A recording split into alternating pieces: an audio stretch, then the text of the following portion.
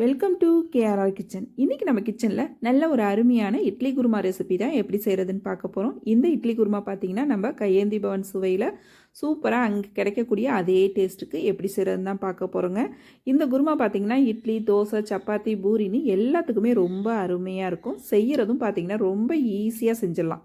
எப்படி செய்கிறது நம்ம வீடியோக்குள்ளே போய் பார்ப்போம். அதுக்கு முன்னாடி நம்ம சேனலில் இப்போ தான் ஃபஸ்ட் டைம் பார்க்குறீங்கன்னா சப்ஸ்கிரைப் பண்ணி வச்சுக்கோங்க. கூடவே பெல் சிம்பிள் ப்ரெஸ் பண்ணி ஆளுங்கிற ஆப்ஷனையும் ப்ரெஸ் பண்ணி வச்சுக்கோங்க. அப்போ தான் நான் போகிற வீடியோஸ் எல்லாம் உங்களுக்கு தொடர்ந்து நோட்டிஃபிகேஷனில் உடனுக்குடனே கிடச்சிட்டு இருக்கும். இப்போ வாங்க இந்த இட்லி குருமா ரெசிபி எப்படி செய்கிறதுன்னு பார்த்துடலாம்.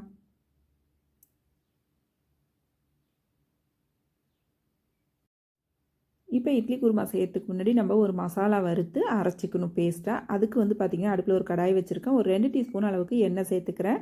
எண்ணெய் நல்லா காய்ச்சதுக்கப்புறம் பார்த்திங்கன்னா ஒரு சின்ன துண்டு பட்டை, 2 கிராம்பு, 1 ஏலக்காய், கொஞ்சமாக கல்பாசி சேர்த்துக்குங்க.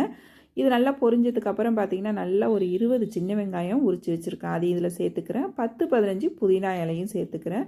சேர்த்து இதை நல்லா வதக்கி விட்டுக்குவோம். இப்போ வெங்காயம் நல்லா வதங்கி வரட்டும். புதினா இலை சேர்க்கும் போது குருமாவுக்கு நல்ல ஒரு ஃப்ளேவர் கொடுக்கும். அதே சமயம் டேஸ்ட்டும் நல்லா எடுத்து கொடுக்குங்க. இப்போ இதில் பார்த்திங்கன்னா ஒரு சின்ன மூடி தேங்காய் திருவி வச்சுருக்கேன். அதையும் இது கூடவே சேர்த்துக்கிறேன். இது கூடவே பார்த்திங்கன்னா 2 டீஸ்பூன் அளவுக்கு பொட்டுக்கடலை சேர்த்துக்கிறேன். அப்புறம் பார்த்திங்கன்னா இது கூடவே ஒரு 4-5 முந்திரி பருப்பு சேர்த்துக்கிறேன். முந்திரி பருப்பு சேர்க்க விருப்பம் இல்லாதவங்க இது கூட இன்னொரு 2 டீஸ்பூன் அளவுக்கு பொட்டுக்கடலை சேர்த்துக்குங்க. 1 டீஸ்பூன் அளவுக்கு கசகசா சேர்த்துக்கிறேன். சேர்த்து இது பார்த்திங்கன்னா நல்லா வதக்கி விட்டுக்குவோம். அந்த வெங்காயத்தோட பச்சை மணம் போகணும். நல்லா வதக்கிட்டு அரைக்கும் போது குருமா நல்லா வாசனையாக இருக்கும், டேஸ்ட்டாகவும் இருக்கும். இப்போ நல்லா வதக்கிட்டு இது எல்லாத்தையும் நல்லா ஆற வச்சு எடுத்துக்கிறேன். அதுக்கப்புறம் நம்ம இதை எப்படி அரைக்கிறதுன்னு பார்ப்போம்.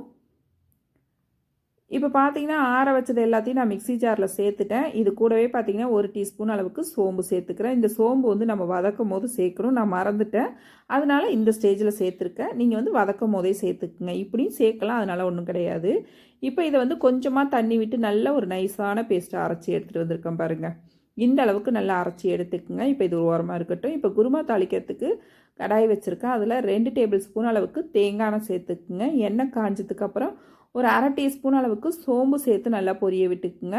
இதிலே பார்த்திங்கன்னா ஒரு பெரிய வெங்காயம் நல்லா பெரிய சைஸில் உள்ளது இதே போல் நீள் வாக்கில் கட் பண்ணி வச்சுருக்கேன். அதை இதில் சேர்த்துக்கிறேன். சேர்த்து இப்போ வெங்காயம் ஒரு கண்ணாடி பக்குவத்துக்கு வதங்கி வரட்டும். இப்போ வதங்கி வந்ததுக்கப்புறம் பார்த்திங்கன்னா இதில் ஒரு 2 டீஸ்பூன் அளவுக்கு இஞ்சி பூண்டு பேஸ்ட்டு சேர்த்து நல்லா வதக்கி விட்டுக்கிறேன். இது ஒரு 2 செகண்ட் வதக்குனிங்கன்னா போதும். நல்லா வதங்கி வரட்டும். இப்போ வதங்கி வந்ததுக்கப்புறம் இதில் பார்த்திங்கன்னா 2 பச்சை மிளகாய் கீறிட்டு சேர்த்துருக்கேன். அதே போல் பார்த்திங்கன்னா 2 தக்காளி பழம் மீடியம் சைஸில் உள்ளது கட் பண்ணி வச்சுருக்கேன். அதையும் சேர்த்துக்கிறேன். இப்போ வெங்காயம் தக்காளி நல்லா வதங்கி வரட்டும். இப்போ வெங்காயம் தக்காளி பழம் நல்லா இந்த அளவு வதங்கினதுக்கப்புறம் இதில் ஒரு 1/2 டீஸ்பூன் மஞ்சள் தூள், 1 டீஸ்பூன் அளவுக்கு தனி மிளகாத்தூள் சேர்த்துக்கிறேன். 1 டீஸ்பூன் அளவுக்கு மல்லித்தூள் சேர்த்துக்கிறேன். சேர்த்து இதை பார்த்திங்கன்னா ஒரு 2 செகண்டுக்கு வதக்கி விடுங்க. நல்லா வதக்கி விட்டதுக்கப்புறம் பார்த்திங்கன்னா நம்ம அரைச்சி வச்சுருக்க அந்த தேங்காய் விழுதியும் இதில் சேர்த்துக்குவோம். சேர்த்துட்டு இதில் மிக்ஸி ஜார் கழுவி கொஞ்சமாக தண்ணி சேர்த்து நல்லா கலந்து விட்டுக்கிறேன். இது கூடவே பார்த்திங்கன்னா ஒரு 2 உருளைக்கிழங்கு ஒரு 200 கிராம் அளவுக்கு இருக்கும். வேக வச்சு இது போல் ஒன்றும் பாதியுமாக மசிச்சு வச்சுருக்கேன். இது முன்னாடியே வேக வச்சுக்கோங்க. குருமா செய்ய போகிறதுக்கு முன்னாடியே நான் வேக வச்சு மசிச்சு எடுத்து வச்சுருக்கேன். அப்புறம் குருமாவுக்கு தேவையான அளவு உப்பு சேர்த்து இப்போ இது எல்லாத்தையும் நல்லா ஒன்று கலந்து விட்டுக்கும். நம்ம அந்த தேங்காய் விழுதுல முந்திரி பருப்பு பொட்டுக்கல் எல்லாம் சேர்த்துருக்கிறதுனால நல்லா திக்காக இருக்கும். அதனால் தண்ணி கொஞ்சம் தாராளமாக சேர்த்து இதை எந்த அளவுக்கு உங்களுக்கு தண்ணியாக வேணுமோ குருமா அதுக்கு தகுந்த அளவு தண்ணி ஊற்றி கலந்துக்குங்க. ரோட்டு கடைகளில் நமக்கு பார்த்திங்கன்னா சாப்பிடும் போது சட்னியாக இருக்கட்டும், குருமாவாக இருக்கட்டும், எதாக இருந்தாலுமே பார்த்திங்கன்னா நல்லா தண்ணியாக இருக்கும், ஆனால் டேஸ்ட்டாக இருக்கும். அதே போல் தான் நம்ம இன்றைக்கி செஞ்சுக்கிட்டு இருக்கோம். அதனால பார்த்திங்கன்னா அந்த குருமா கொஞ்சம் தண்ணியாக தான் வைக்கணும். அதனால் தண்ணியை கொஞ்சம் தாராளமாக சேர்த்து இந்த அளவுக்கு கலந்து எடுத்துக்கோங்க. நல்லா கொதி வரட்டும். கொதி வந்ததுக்கப்புறம் இதில் கடைசியாக கருவேப்பிலை கொத்தமல்லி ஃப்ரெஷ்ஷாக தூவி இன்னொரு 5 நிமிஷத்துக்கு கொதிக்க விடுங்க. குருமாவோட பக்குவம் பார்த்தா தெரியும் எந்த அளவுக்கு தண்ணியாக இருக்குன்னு. இந்த அளவுக்கு வச்சு நல்லா ஒரு 5 நிமிஷத்துக்கு கொதிக்க விடுங்க. இப்போ குருமாவை பார்த்திங்கன்னா தெரியும், கொதிச்சதுக்கப்புறம் லைட்டாக திக்காகும். ஆறுனதுக்கப்புறம் இன்னுமே திக்காகும். அதுக்கு தகுந்த அளவு நீங்கள் தண்ணியும் உப்பும் சேர்த்துக்கணும். நல்லா கலந்து விட்டுருங்க. அவ்வளோதான், கொதிச்சு சூப்பராக அருமையாக ரெடி ஆகிடுச்சு நம்மளோட இட்லி குருமா. கமகமன் வாசனையோட அருமையாக ரெடி ஆகிடுச்சிங்க. நல்லா சுட சுட இட்லி தோசை கூட வச்சு சாப்பிட்றப்ப அவ்வளோ ஒரு அருமையாக இருக்கும். அதே போல் சப்பாத்தி, பூரி, புலாவ் கூடையெல்லாம் வச்சு சாப்பிட அவ்வளோ ஒரு அருமையாக இருக்குங்க. கண்டிப்பாக இந்த குருமா ரெசிப்பியை ட்ரை பண்ணி பாருங்கள். ட்ரை பண்ணி பார்த்துட்டு எப்படி இருக்குன்னு எனக்கு கமெண்ட் பண்ணுங்கள்.